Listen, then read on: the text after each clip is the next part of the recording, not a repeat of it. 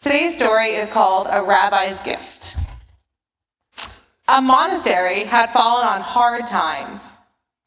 It was once part of a great order which, as a result of religious persecution, lost all of its branches.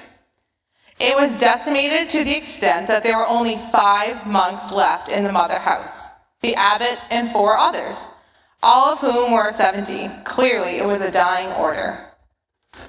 Deep in the woods surrounding the monastery was a little hut that the rabbi from a nearby town occasionally used for his hermitage. One day, it occurred to the abbot to visit the rabbi and to see if he could offer any advice that might help save the monastery.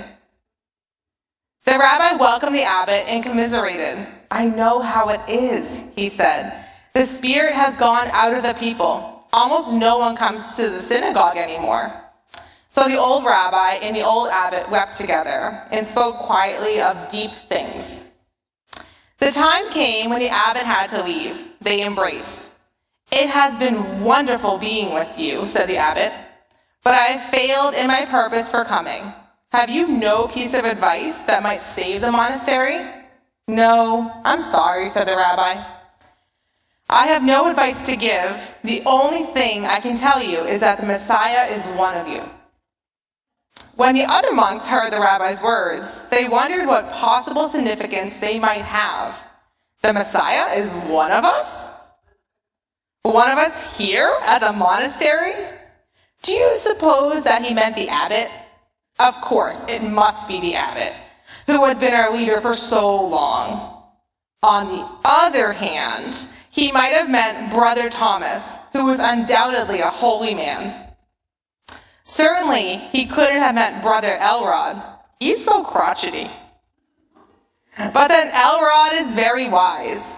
Surely, he could not have meant Brother Philip. He's too passive. But then, magically, he's always there when you need him. And of course, he didn't mean me. Yet, supposing he did. "Oh Lord, not me. I couldn't mean that much to you." Could I? As they contemplated in this manner, the old monks began to treat each other with extraordinary respect, on the off chance that one of them might be the Messiah. And on the off chance that each monk himself might be the Messiah, they began to treat themselves with extraordinary respect.